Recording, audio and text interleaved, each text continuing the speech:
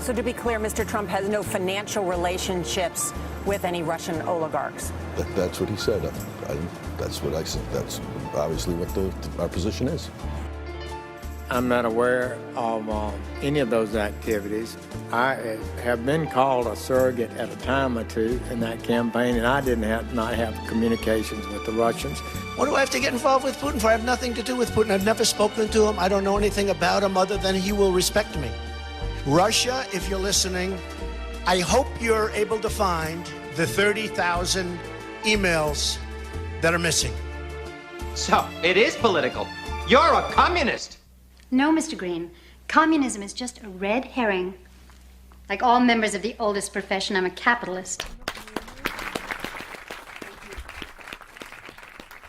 Hello, welcome to Mueller, She Wrote.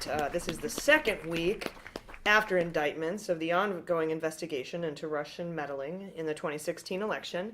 My name is AG. I have to go by AG because of the Hatch Act. I'm not allowed to associate myself with any political discussions as a employee of the federal government. So with me, as always, is Jaleesa Johnson. Hey, Jaleesa. And we've got Jordan Coburn. Hey, how's it going? And today we have special guest, Aaron.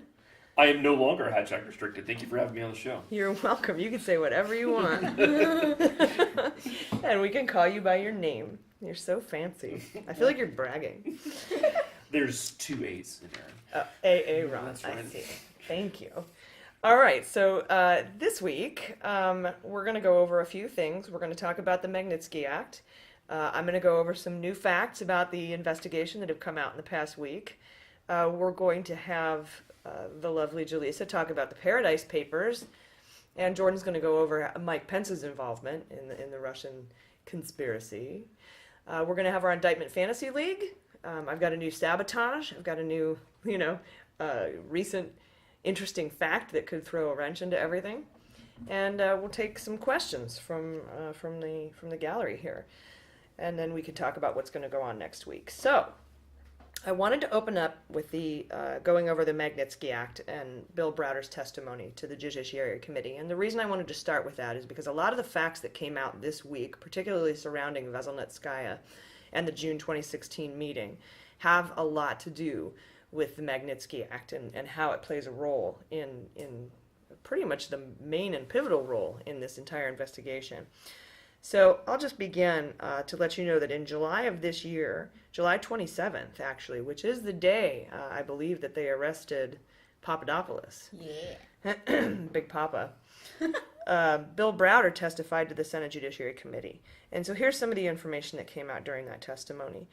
Bill Browder is the CEO of Hermitage Capital. That's an investment firm in the UK. They do all sorts of investments globally, but also work a lot in Russia. And he testified that in 2007, he hired a lawyer named Magnitsky to investigate some corporate identity theft on behalf of the Russian mafia.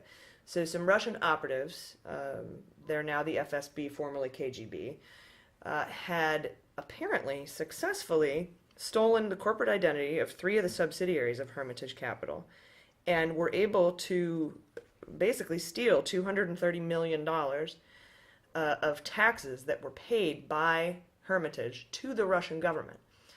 So the Russians stole their own tax money. Okay?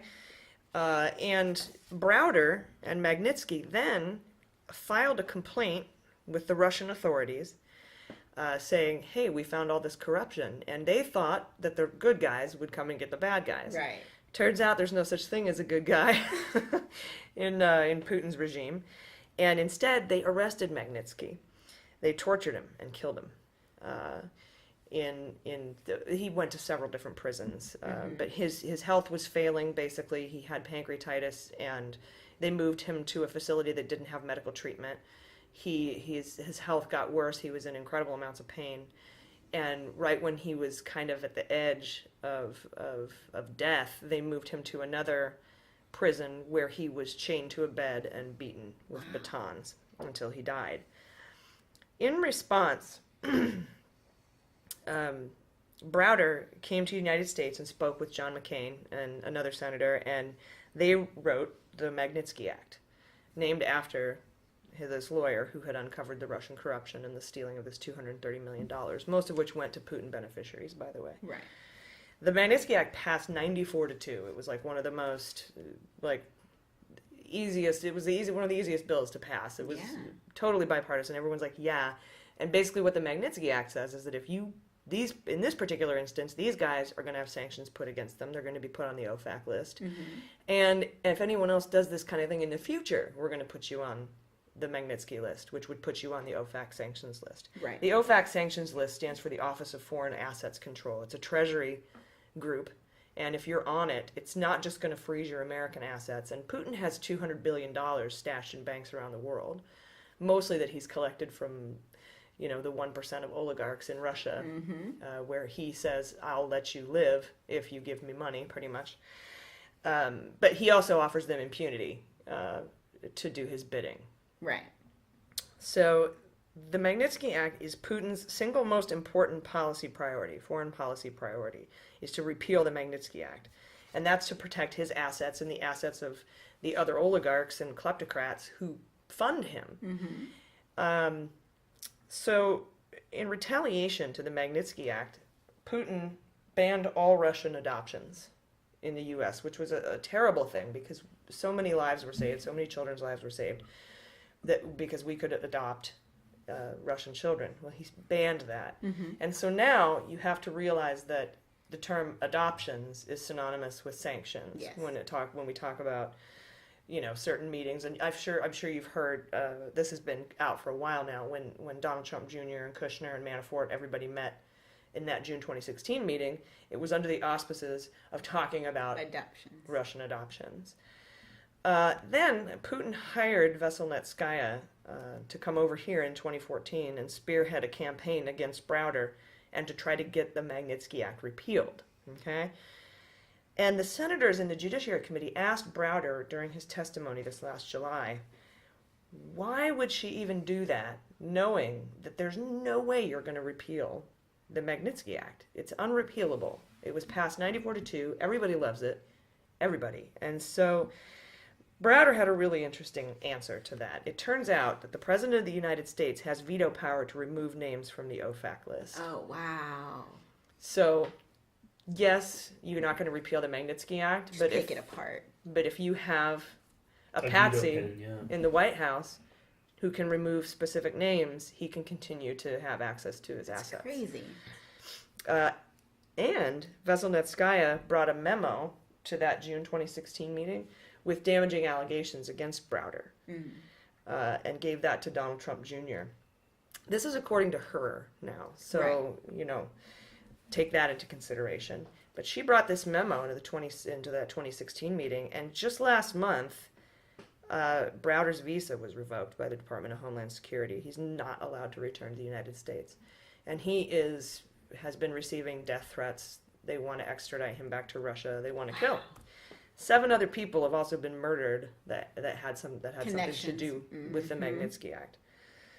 So that kind of sets this whole thing up with follow the money. Like, what would the quid pro quo be? You can't get the Magnitsky Act repealed, but perhaps if you've got a president who you've given dirt to on the campaign of your opponent, maybe he would be nice and take our names off the list. Exactly, and someone you have dirt on. Yeah, and that's how Russia works. It's called compromat. They get these. That's what the whole Steele dossier was. Yeah. They get information on people so that they can blackmail them. Mm-hmm. So that's it. That's the Magnitsky Act and what's going on with that. Now I want to get to just the facts.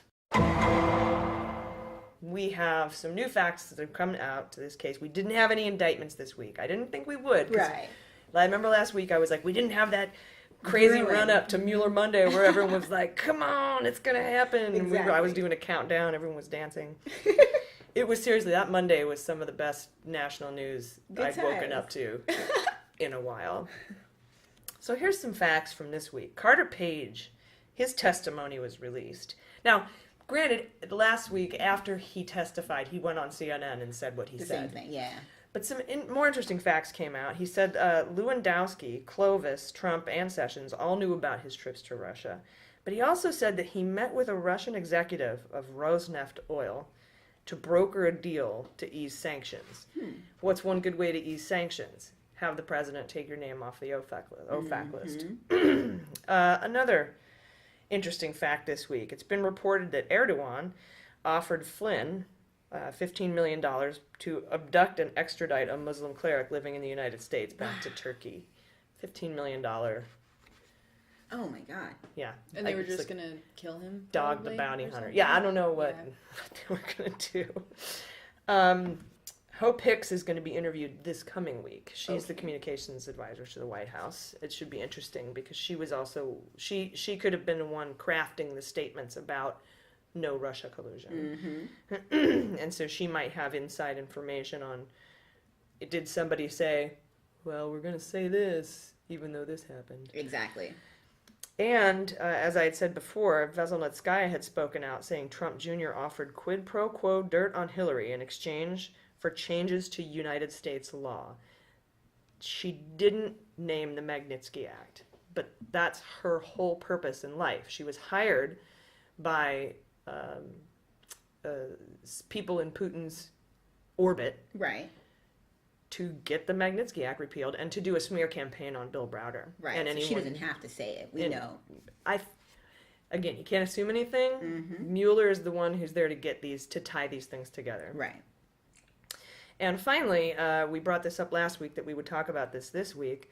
Matt Gaetz, a Republican from Florida, member of the House Judiciary Committee, introduced a resolution calling for the resignation of Mueller because Mueller was the FBI director during the Uranium One deal, and he didn't bring charges. Okay?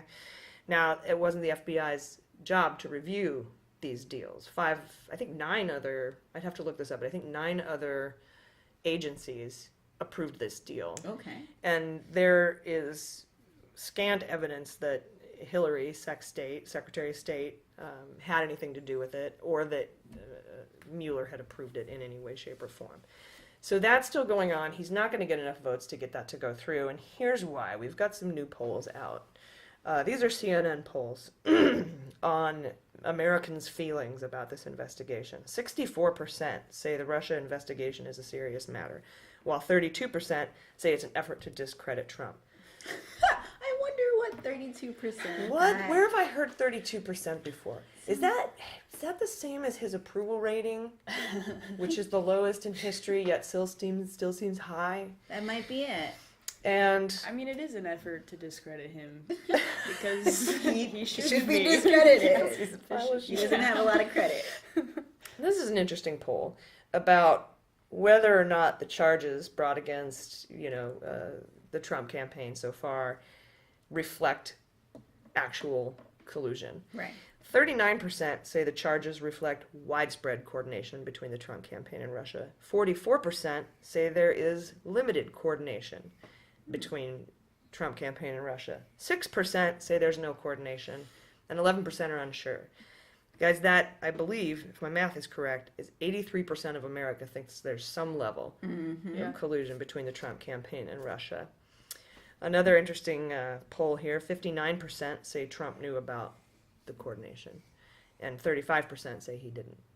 We'll write it down around that 30. Right on that sweet spot. Yeah, where's those extra 3%? Who are they? And 65% are concerned about contacts between Russia and the Trump campaign. So, those are the new facts this week. I've gone over the Magnitsky Act. I'd like to turn it over to Jaleesa now, who I've assigned a homework paper. Oh, yeah. She's going to discuss a little bit about the Paradise Papers with you. We brought this briefly up last week. That was my sabotage. Yes. And a good one. Yeah. I learned about it last minute, and it did kind of throw a wrench into our indictment picks. Absolutely. This was like a week ago. So this document leaked on the 5th, and people have been scrambling. So many journalists are into this because this is basically Panama Papers 2.0. So last year there was a leak about the world's richest people storing their money away in offshore investments, and now we have an update to that. It's like over 13 million documents. So that's I think they said 120,000 different people and companies. The most interesting people on the list is this guy named Wilbur Ross, just, Secretary of Commerce, no one important, but he has over 40 different lists or different connections on here. So I believe out of those 40, 4 of them have been tied to a Russian company. And so his whole thing now is, well, I don't know these people. I wasn't involved with them, but we have this direct link to him financially. So not just that, we also have Rex Tillerson who's involved, not as nearly as much as Wilbur, but there's this connection to the White House with these papers. And so it's really getting to the point where Donald Trump is getting his economic advisement from people who do this, who store their money in these offshore accounts. And it's not so much about, I think, the moral issue where it's like, well, these rich people are basically, using our taxpayer bridges and our taxpayer hospitals and, driving on our taxpayer roads. That's a separate issue. I think the real issue is if Donald Trump is getting his advice from these people who are doing these things, then how far does it go? And then there's a Russian guy. I'm getting so worked up. It's like, it pisses me off. It's like, I gotta breathe. I seriously, I should note, though, that the Paradise Papers have existed for a while. Exactly. They were only just leaked on the 5th. Exactly. So, and this was also from the Panama Papers, was in 2016. So a lot of people have known about this. It's just getting to the point where it's becoming so much more clear. And then there's this guy, a Russian oligarch, who I think now is the prime minister to Putin, who has stock in Facebook and Twitter. And we found this out because of these papers. So we're finding out about all these different people in the highest positions in Putin's circle of oligarchs who were having a direct impact on our media, our social media, our president. And it's, one thing to say, well, these rich people are mean, but another thing to say that they're influencing everything we do, everything on a daily basis, that it's coming down to everyone should be pissed about this. Anyone that pays taxes should be pissed. Anyone that has Facebook or Twitter should be pissed about this. It's I don't know, I feel like we're all being played by Putin. It's one of those things where it's coming to the forefront. And well, did you see the CEO of Facebook's testimony when he was grilled by Congress? And and Al Franken was like, look, your whole job is to put data points together. Exactly. You couldn't put Russian money with political ads. It's not something we looked at. It's really, really clear right now, and I think that's what people are so freaked out about, is that there's no denying it. It's like you said with the polls. It's not so much about who's involved or to what extent. It's just, how do we stop it? How do we have some kind of control over this? Because there's billions of dollars put away, and you can't. At least I would think you can't say that this money is not being flooded into our political policies. It's so clear, and that's where I think we're left, is that we don't really know what to do. I know there's a flood now of Democratic politicians who are trying to really get a grasp on this, but I think everyone's just kind of floored right now. We're just kind of pulling the curtains back and trying to figure out, how do we assess this? How do we separate this money? And I don't know what to do. It's so crazy. And by the nature of things, we shouldn't know what to do yet. We're still revealing and putting together what's happened. Right. And I think that it's going to take a while to understand the scope of it. Exactly. And once we understand the scope of it, then hopefully we can take get a steps. grasp. Yeah. But that's how all things go. You have to, absolutely. You have to understand the scope. You have to understand the scope, and then you have to awareness and then action. Definitely. That's wow. Good old Paradise Papers. Tillerson, Cohn, everybody's involved. Yes, and the Queen of England, Taylor Swift, they're all in on it. They're all in. So this name makes me think of a boat drink. When I hear Paradise Papers, where does that name come from? Well, I'd imagine that it comes from the location, just basing it on the Panama Papers. So is there a Paradise Island out there? Grand Cayman Islands. Yeah, I've always heard about the Swiss banks, and now I'm just thinking about all these random little... They can just jump from one place to the other, I'd imagine. I think they're all tropical places. Yeah. So they call it, or at least the majority of them are. So they call them the Paradise Papers, and that, just how they named the Panama Papers. So... It's interesting. I actually visited the Grand Cayman Islands once on a cruise a few years ago. I've been. Yeah, and then if my memory is correct, their system of government, they intentionally make it so people can only be in power for a very small amount of time, and then when they're out of politics, they're done. They cannot be involved at all, and it's to try to avoid corruption. I like that. But then ironically, they have all of these offshore bank accounts going on there. That's not their corruption though. That's ours. Right? Yeah. That's just so crazy. It's in their house. They're trying. They also have a zero tax structure in terms of income. It's all based on consumption, but in a lot of ways that ends up being regressive because there aren't the exemptions on food and other things like there should be for people that are living at the poverty level. Yeah, the below the poverty line folks. Yeah. All right, well, Crazy.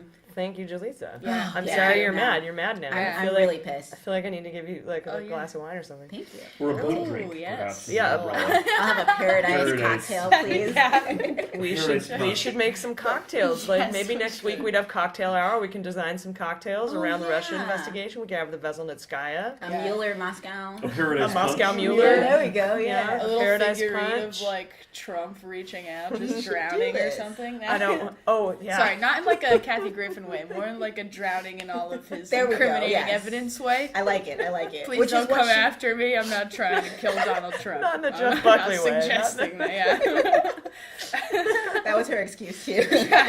All right. Well, Jordan, since True. you're over there now, and I believe I assigned you to talk to us about Pence's. But last week you said, "What's Pence doing with all this stuff?" Well, Yeah. tell us what you found out. Yeah, so did a lot of, just nitty-gritty research on the exact timeline and how that all folds out, and seeing as that would take a really long time to go through, I'll just go through the really important stuff, but basically Pence is just sticking with his narrative of, I don't know, I just don't know, no one told me, I don't know, and a lot of things are just very convenient. Well, wasn't Flynn fired for misinforming him? Right, yes. Was it Flynn? Yes. Yeah. That's the first one to go. Yeah. Yes, so I will go through the timeline just because it's an easy way to tell this little story. It's a fun one. I'm going to start after, though, that big meeting happened. So we have June 7th, 2016. Trump promises to reveal dirt on Hillary. This is after Goldstone offers dirt on her to Donald Trump Jr. So that happens. We have a couple days before that, Trump meets with Pence, but Manafort is urging the Pence pick, but really Trump actually wants Christie, right? And then, fun fact, so Trump wants Christie. Kushner doesn't want Christie, though, because during Christie's time as U.S. attorney, he successfully prosecuted Kushner's father for tax fraud. Red flag. That's that's terrifying. Can you imagine how Trump why my daughter married this Jew and now I can't have Christie? I can just imagine him just being so mad and irate. Oh, yeah, everything I want is being taken from me. Pobrecito. Yes. Can't catch a break. Yeah, so I mean, things really just I don't think are looking good for Pence really in the beginning because he got picked over somebody that was doing something that was, morally correct, getting someone for tax fraud. And this is Chris Christie doing it, too. And it's like...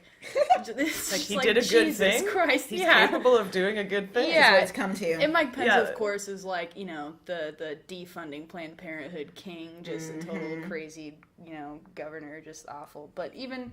Whatever, I digress. But basically, that's kind of how, the Pence pick comes about. Trump doesn't exactly want him, but he gets him because Trump's aides leaked that they had picked Pence before he could actually, Trump could try to convince Christie to be with him. So then his aides, like Manafort, this was in July 14, 2016, Trump's like, are you sure I can't do Christie? And they're like, yeah, sorry, it's already done, you can't go back. So...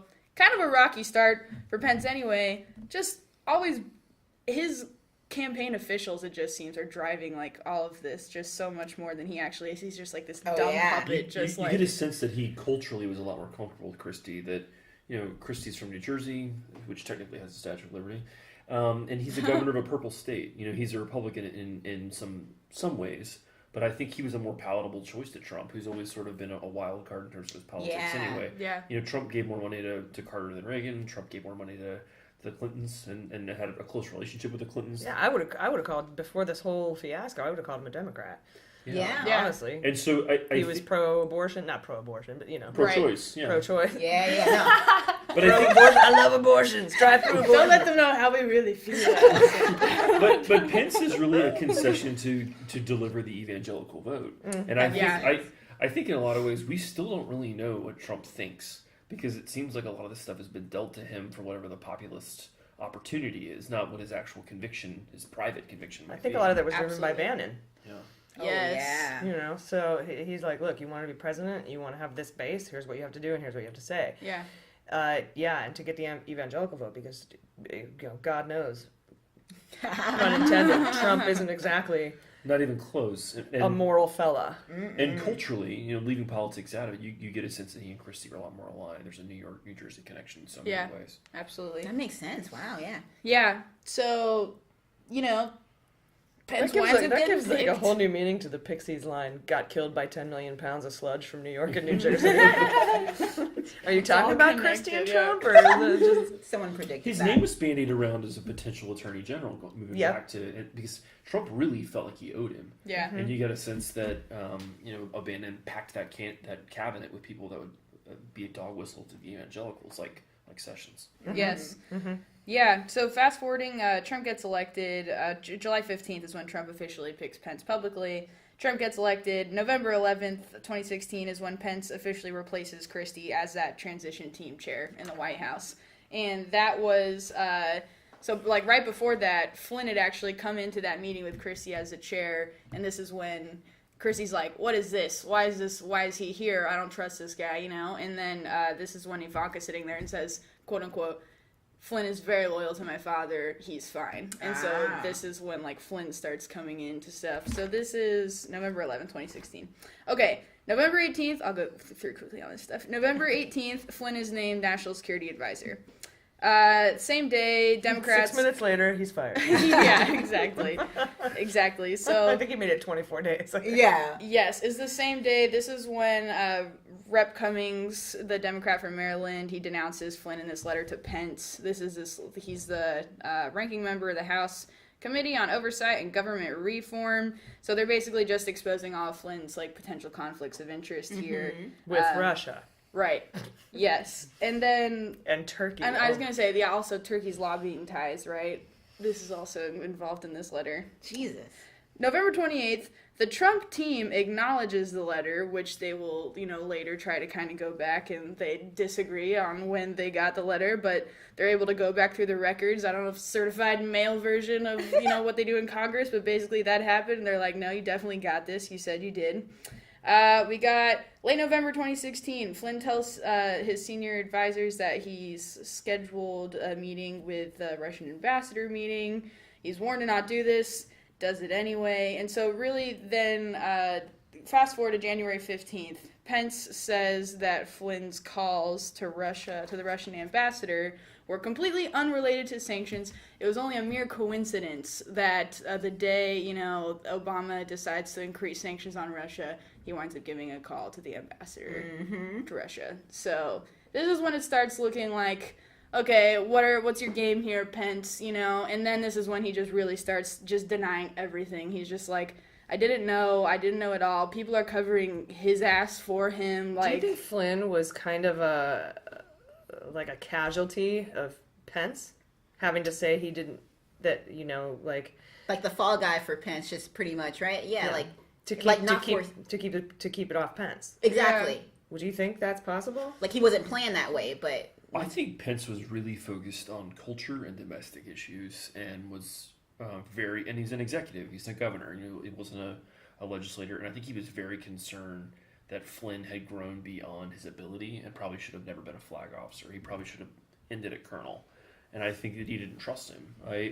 You know, for whatever his politics are that may be broken, I think that Pence is probably a straight shooter who was really not comfortable with him in the room. Yeah, I agree. Interesting. And just involved with a bunch of buffoons, really. And even though... But do you think Pence knew, though, about the Russia stuff? I think he did. I mean, I just don't. There's a. It's pretty clear you found out in the middle of it, right? It's like being offered this great job, and then it's like watching The Firm with Tom Cruise. Like you took the great job, and once you get on the inside, you're like, oh my god, this whole thing's corrupt. Yeah, I feel like it's possible he could have known, just because he's so good at playing the straight man that he thinks he can probably become president after all this. And be clean of it, but that makes him more conniving to me. Like to even want to stay with this. Yeah, but you gotta have that. You can't just have a smoking gun. Yeah. Right. You've got to have the proof, and if anyone can get it, it's Mueller. And if there isn't, then that means there isn't. Right. Personally, I feel because of how systematic and thorough he is about his investigatory style. Right. If Pence comes out clean on the other side, I really think it's because he didn't know. Yeah, I mean, like, later in January, Department of Justice, officially comes out saying that Flynn lied to Pence, and then that's what everyone's getting behind. But then there's this interview, I forget what news station it was, but, like, Priebus goes on there and says there's absolutely no way he could not have, like, they basically ask him, do you think Pence knew about this stuff? And he just says, well, the vice president is filled in on everything. And that's, like, all he says. So it's kind of like... Reince Priebus said that? Yeah. Yeah. I forgot about Priebus. He wasn't even on my radar. There have been so many guys that have come off this Ferris wheel that I don't even know who's died yet. Like, it's... Yeah, you're right. There's definitely... Like, oh, yeah, there was a Reince Priebus. Over there by the fried corn dogs right after the Ferris wheel. Yeah. Always at the state fairs. All of these... but yeah, it's avert your eyes, AG. Thank you. Protection. So yeah, in February we just have more of this dance of Flynn saying I can't we definitely didn't discuss sanctions. Then the next day he's saying I can't remember if we did, exactly what AG said last week about how Trump kind of goes through his like, I had nothing to do with it. Oh, I can't remember if I did. I did, but it wasn't my fault, right? Yeah. Yeah. And that's his MO. Yes, exactly. And it seems like Flynn's stint of that is short-lived because he resigns February 13th. And fast forward to March, Pence is still saying he had no idea about Flynn's lobbying in Turkey, just really sticking to that. It's not changing at all. May 9th, Comey winds up being fired because he was, just basically just bad at his job, is what they say. And this is like now the second thing that Pence first kind of gets mishandling himself. of the Hillary emails. Right. So, I wish everyone listening could see AG's skeptical face. This is the second thing Pence really gets himself involved with, and it's mainly because the justification that they're giving for wanting to fire Comey, they revise it to essentially cover up any doubts that it's because he's investigating this collusion with Russia. Mm-hmm. And then this is where possible obstruction of justice charges could come against Pence, really, as if he was a part of, because Pence claims he didn't help revise that letter and it was all just other people telling Trump what to say. But if it comes out that Pence actually helped him write that letter, then that's what he could wind up getting nailed on. But I'm just gonna fast forward to, there's not too many. I mean, really, it's just him saying, I didn't know. I just didn't know this whole time. So just fast forwarding kind of to now what happened. So reports start to come out that Pence might be in a potential obstruction of justice case. I did some research on legal experts that were kind of speculating on this. There doesn't really seem to be a consensus. I think the question for this segment was just what's his involvement, what's going to be, what happens to him. And then, if I may, here. So I got some quotes from some, legal, legal professionals of varying degrees on their opinions of it. So I think it'll be interesting to share since, like I said, there's not really a consensus on what's going to happen to Pence at this point. But this first one is from a man named Jed Sugarman, a law professor at Fordham University. So he says, if Pence gave any feedback in revising the letter to cover up those intentions and to give disingenuous legal reasons for firing Comey, he is guilty of conspiracy to obstruct justice and aiding and abetting. So that's the first thing, really, that's gonna... Sugarman. Have to make a little, jingles, thing yeah. For that, yeah. Okay, so then this is a varying opinion right here from somebody else. So this person, Diane Marie Iman, teaches law at University of Georgia. She says, the likelihood that the vice president could face charges for crimes like obstruction of justice, based on what has been reported to date, seems at best slim to none. And part of the reason is that we just don't know. Part of the reason is because I'm from Georgia. Oh, snap. Sorry. Shout out to our Georgia listeners. Yeah. Sorry, Georgia. And she's just saying that it's just we simply don't know enough about the contents of Trump's original memo, and that's the thing that's going to make it really hard to actually incriminate him. Mm-hmm. So it kind of just seems like maybe he's just set himself up perfectly to just sort of not get caught, or maybe, it's more a coordinated thing, like Flynn falling for him, or not in a romantic way, but that'd be a nice movie, right? Love is in the air. It always comes back to gay stuff with this Russia thing. What is why? I don't get He's an open guy. Okay, and speaking of which, the judo partner Well, when I lived in Mississippi, people used to always say my Bible study partner is code for the person that you're hooking up with, but it was inappropriate. Oh. Interesting. The thing about Putin going off and training with this, quote, judo partner really sounds like a lover. Romantic thing. Yeah, when you're the governor of South Carolina, it's, quote, hiking the Appalachian Trail. Right. And that's when you go see your mistress. Oh, yeah, I remember that guy. In Mississippi, it's meeting with your Bible study partner for an hour. I think if you're running Russia, if you're in Russia, it's training with your judo partner. I like that. I think that's the least talked about part of this. I think that Putin might have a thing for dudes. Everyone's got they're like just this. dissecting all of these I colloquial support. yeah. The name Putin is very anal, just to be Well, and the stance against LGBT generally is what precedes it coming out. Wow. Oh yeah, methinks thou dost protest too much. That's been Russia's MO. That's been Russia's aggressive MO since he's really sort of seized control. So Makes you wonder about Pence, do doesn't with it? that what you will. Oh my goodness. Yeah. God, what if it comes out that Putin and Pence hooked up? That'd be amazing. That'd be better than the PP tapes. They're both pretty handsome. They are. PP tape. So fit. I know. I hate politicians because they're just so attractive, but they're And you just wanna such hate pieces them. of shit. Exactly, Yeah. yeah. Sometimes I feel they're you. good. But yeah, just to close this out, as far as because now the question becomes if this gets taken all the way to impeachment and Trump gets impeached, is Pence actually going to wind up being the successor? And I think this quote right here by someone named Andy Wright, a law professor at Savannah Law School, sums up very nicely probably how the state of Pence being the successor is.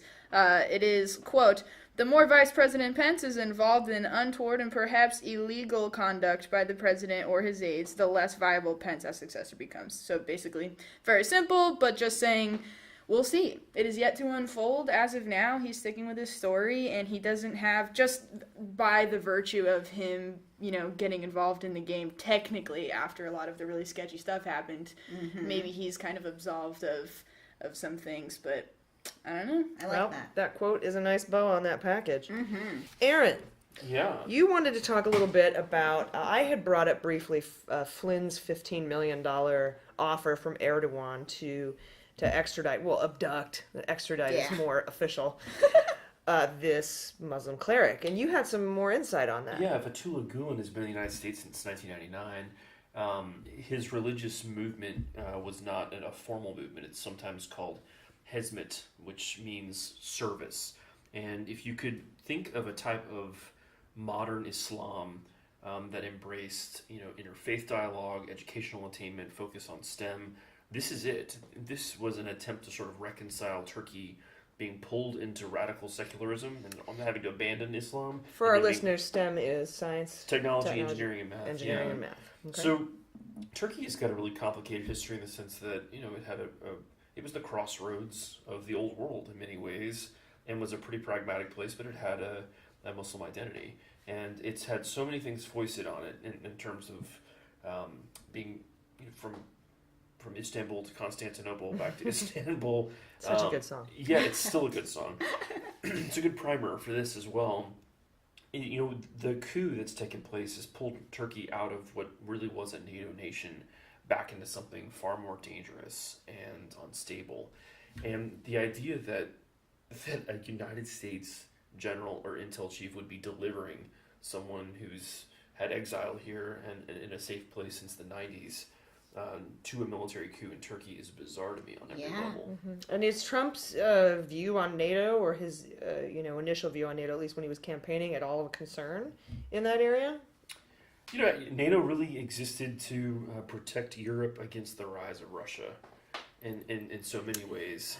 And roads lead to Russia. And the intersection of where Europe and Russia meet really is Turkey. It is, in so many ways. It's not just the Eastern Bloc nations. So I think it's really concerning. I think if this was in a Jack Ryan movie, I think it would be not just a bridge, but several bridges too far. And I think it's one of the more bizarre parts that's emerged from all of this. It's a very good point, yeah. Several bridges too far. All right, guys, it's time for the Indictment Fantasy League.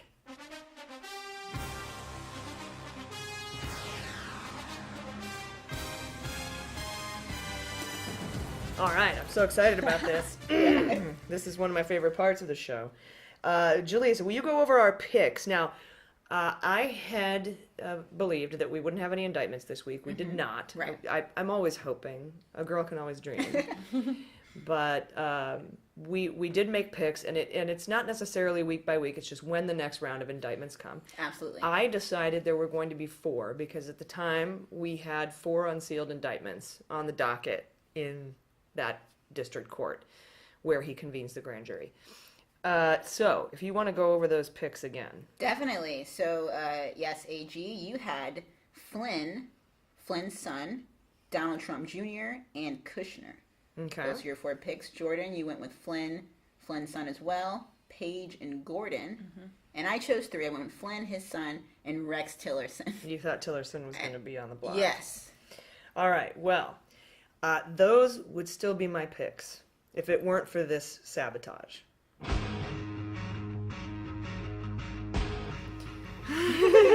Go for it. All right. Remember how I said last week I had some inside information and I couldn't reveal my sources that there were 4 unsealed indictments on the docket? Right. It turns out there's 2 district courts that Flynn's convening grand juries in. Oh. And in this past week, 85 sealed indictments have been added. 50 in one day. Oh my God. Now, note that a sealed indictment could just be a request for information, a search warrant, a request for search warrant. It could be for any number of things. Okay. But it could also be an indictment. So, knowing that there could be 85 sealed indictments in 2 district courts where he convenes grand juries, I'm not going to sit here and pick 85 people's indictments. I may add a couple to my list. Okay. And I'm going to add Cohn and Lewandowski. Okay. And maybe Reince Priebus. I forgot about that fella. And I have Kushner on there. It's important to note Kushner was asked to release a bunch of documents regarding the, I think it was the Russia statements. Do you guys remember Kushner? Yeah, Kushner he had turned to turn over in some stuff. Yeah. Yeah, and I did want to correct something from last week. I had confused Kushner and Donald Trump Jr. because it was Donald Trump Jr. who released his statement about that meeting that his dad could or could not have helped him craft. Right. It wasn't Kushner. Got it. Right. That makes sense. Okay. This is just separately. Kushner has documents on the firing of Comey. Right. I think. And so that's, we may have another correction next week if I'm wrong. It sounds about right there. They're both on the chopping There's block so for much sure. going on. Oh, yeah. And the interesting thing is, of these 900 things that we're talking about, any one of them is considered kind of a scandal. Yeah. And there's just so many. I think we have scandal fatigue. I think we have, and I mean, any number of things can happen. I'm excited to see what happens this week. But I'm going to add those guys. Okay. Now knowing there could be upward of 85 indictments. I like this because now we're at about, this is 6 for you, so I'm going to try to match that myself. But it's important to note, too, that you don't want to indict everybody all at once. Right. As I talked about before, his mafia style and mob style of investigation is to go after the little fish and pick them off so he can get to the bigger fish. Right. That's why Mueller's is? Why I did Flynn and Flynn's son, because I think Manafort rolled on Flynn. Flynn's got... Flynn doesn't have a leg to stand on. If he did have a leg to stand on, it would just be Flynn being indicted or arrested and charged. And then his son, they would use him, they would use his son as leverage. Yeah. I think he's going to get them both, though. So what about you guys? Do you have any changes you might want to add now that these 85 unsealed indictments are happening? Yeah, I mean, I don't want to add... Sealed indictments. I'm definitely keeping my picks. Flynn Jr., Page Gordon. I'm gonna add Kushner to mine. All right. He's just too in it. The statement you were talking about, that was when he was like, oh, well, it's normal to just meet with a foreign government just to see, what they have, if they say they have dirt on an opponent, it's normal for someone to go and just see what they were talking about. Is it that statement? Is that the one that you're talking about? Okay. Yeah, and has Carter Page been arrested? I don't believe I haven't seen that. I'm going to put Page and Cohn on there if I don't already have them, because I think going after these low-level money laundering guys, business dealings, is probably, it seems to be the way that he's going already. That makes sense, yeah. Yeah. So that's 8 for you now. Very nice. Yeah. Also, quick question. When Flynn testified and he did it was he actually granted immunity or no? Were they like, no, we're not going to do that, right? Yeah. Okay, and then he still, okay, got it. Okay, so, well then, Yeah. All right. Definitely. But you got to remember, too, any of this could be a Papadopoulos situation where they've already been arrested and have been working with him. And I kind of think that about Lewandowski. Yeah. Because he's just been so quiet for so long. Yeah. And maybe Priebus. Like, maybe that's why we haven't heard from... Oh, you know who else that came up in the news Priebus again today? Nunes. Oh, yeah, Nunes. Yeah, I think I'm going to add him this week because he's also been pretty hush-hush. He was in the thing about the eclipse. It's the last time I heard of him. And then I would think he would come up by now with all the new developments, but I just remembered I haven't heard anything. So I'm going to add Nunes. And then that's with a Z, right? Nunes. S, okay. And I don't know why I know that. I'm glad you do. And then I'm not going to take off Rex because I know we don't get points for being wrong, but I will add Wilbur Ross, just because he has this interesting storyline now where I didn't even know he was Secretary of Commerce. I had no idea who it was. And now he's doing all these interviews, trying to disconnect himself so far. And he may fizz out, but I'm hoping he sticks around. If that's the case, I mean, he's one of those guys that just has a financial connection that they're going to probably just use for information. Yep. Yeah. So I'm just going to add Nunes and Ross. And Kushner, I don't know why I missed him the first time. It makes perfect sense. But that's all for me. So. All right. Well, it looks like we got those rounded out now. So. Excellent. We'll see what happens. I don't think we're going to have any further indictments this week, but there's always news that's going to happen. So we'll wait and see. And Hope Hicks' testimony is going to be really interesting. So now I just wanted to know if you guys had any questions. I want to throw in a wild card on that because I really believe that we're going to see a person that was prominent or people from the Obama administration as a way of insulating Mueller as having total integrity. Oh, that's a and I think it's an uncomfortable realization, but it's real. I think one of the, some of the things that Trump's saying now about treating Russia like an ally or a potential ally, these are the same things that were said 8 years ago. And I think, with the new president, Obama had come in and said, let's have a reset on this. Yeah. But after that had failed to happen, there was no attempt at Marshall planning Russia because they have so many natural resources. But as you've already discussed, it is still a gangster approach to government. It's not a open approach to government. Right. Yeah. And all this didn't happen starting in 2016, and we allowed it to happen. We had a sitting executive that had 8 years of intel briefings, and whether it's someone from the intel community or whether it's someone from the Department of Justice, I think the wild card that we're going to see in the indictment is someone from the Obama administration, because this didn't all. Do you have any ideas? I have some ideas. I'd say for this week, I'm just going to throw that out as a wild card because I think, we have to be able to be aware that people didn't see some of this stuff coming. And I think, Obama made very dismissive remarks in the debate with Romney about Russia publicly. Yeah. The Cold War call, they want their policy back. But privately, I think there was still an arrogance. Good impression. There, make no mistake about it. There's an arrogance. I think that the Cold War was done, and that they had a smaller GDP than South Korea. They can't even light up all 5 rings in their Olympics, and the world is watching. There's no way that they're. But we forgot they were still really good at some things. We underestimated them. Yeah. We did. The Swiss have a small GDP, but they're really damn good at making watches and knives. Outside of oil, Russia doesn't have a huge economy, but they're still really damn good at espionage. Oh, yeah. And I think that there's still a lot of money flowing, and people in politics see money, and that's on both parties. And ambition wants capital, just like businesses do. And my wild card would be that someone from the Obama administration, definitely from the second term, we're going to see as a way of getting a broader support. Maybe somebody in the uranium one I think sphere, even though there's so little evidence on that. But just on the major players, that doesn't mean that there aren't lower level Obama administration folks that weren't fully enwrapped in that. I think the Democratic Party right now, too, really wants some emerging leaders. And if they can pin some of this on people they want to go away so they can start the working establishment. I wouldn't be surprised, and we shouldn't be surprised to see that, to say, look, we had some people, they end up underestimating Russia. They're on both sides of the aisle, and then do the Pontius Pilate, wash their hands. Yeah. Now all these let's really drain this one. I think that would be good for everyone. Yeah, absolutely. Who's a leftist? I offer that for that reason. Yeah, just meaning it's got so many. There's so many mechanisms at work there. First of all, you get the full fairness aspect of Mueller. Not just being one-sided. Yes. Even though he's a Republican, appointed by a Republican who's from a Republican. But yeah, I think it gives it that kind of it takes away that biased aspect. We used to have such great bipartisan cooperation when it came to national security. We'd argue over education and roads. Yeah, and all domestic stuff. Yeah, and then when it came to defense spending, we'd disagree on how much and where, but we all agreed we needed it. Right. And that in our big messy family where we fight at the family reunion, that the American way of doing things still was the best. And we weren't communists and we weren't fascists. Right. You know, we were Americans, and this is how we did business. And when I throw that out there as a wild card because I think it's important to remember that some of us sometimes forget that.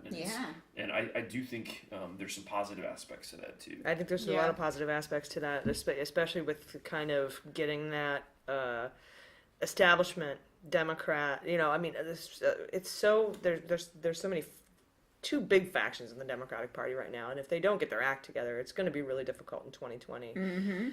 I think 2018 will be pretty easy, but for an actual presidential election, It's gonna be tough.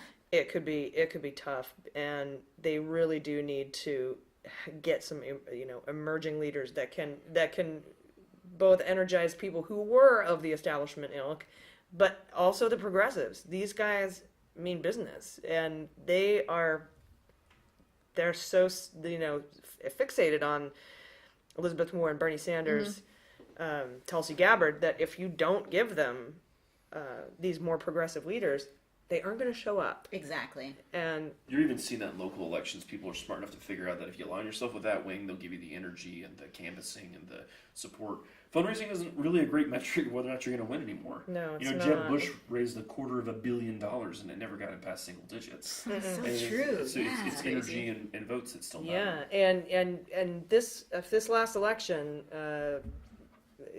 last week with the first transgender woman to serve openly, a Sikh got elected. We had another real progressive so many black Democrat people. elected.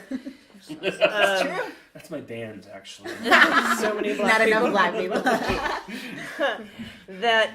And those progressive style Democrats, and so it's going to be really interesting to see how that works out. And that's such a good point that he really should, or not should, but I mean the investigation is going to take him where it'll take him. But to make it a kind of a fair circle of investigation, I think that's a really good idea. Yeah, we've had people that have been asleep at the wheel and colluding with people they shouldn't from everywhere, and I think that's what you'll see. That's my wild card joker. I like that. That is so smart to me, and it makes so much sense. And it's like these people we can't get in this situation and have this sort of, kind of government as led by so many business tycoons, and then, these Paradise Papers and Panama Papers and all of these things coming out. It's like something was going on, or rather was not going on, that allowed for that to happen. Exactly. And those people should also be held accountable. I think that's great. I had a question about that, actually, AG. So with all this stuff coming out about the Paradise Papers, do you believe that out of this investigation, at the very least, there's going to be a change in policy when it comes to the way the money flows politically? I hope so. I don't know. At this point, it's kind of early to tell. What I'm kind of hoping that comes out of all this is that at the very least they'll close that loophole for veto power on the OFAC list and the Magnitsky Act. That would be a good goal. I think that it should have congressional approval, not just the president being able to cross a name off. Crossing him off there. And Because that's you can, we've shown you can, that Mueller's working on showing, that you can buy an election, you can buy a president. Yeah. The entire Congress? Not so much. A little different. And I think that Congress also would want that. They would want that power in their hands too. And that's why when they put together that sanctions bill for Russia, the whole Congress was like, sign it. And Trump's like, God damn it, man. For all of the things that have been problematic about this administration, it's been a fantastic civics lesson for so many people. Oh, yeah. I think all the things we weren't paying attention For to. Trump, learning that he doesn't have complete and total power over everything. Unfortunately, it's been a civics lesson for the POTUS, but I mean, for the American people, and also for the Congress. I think that after 9/11, we've had 16 years of executive overreach, yes. And the Congress has ceded that to the executive so they could go back and put up their hands. But that's a good point. Most of what's enshrined in the Constitution is the person you can reach out and touch, and that's your congressperson. And I think a lot of them have failed to do that job for a long time, and it's been on several watches. Yes. And we're demanding more from our Congress. Yeah, we definitely are, and I think that's gonna kind of show in the 2018 elections. I'm interested to see what happens as well. So anyway, thank you very much for joining us this week on Mueller, She Wrote. I've been Jaleesa Johnson. I've been Jordan Coburn. And I'm A. Ron. And I'm AG. Please join us next week. We're going to be talking about Hope Hicks' testimony, see what comes out with it, if there's enough information that does come out of that. So please join us next week. Thank you very much.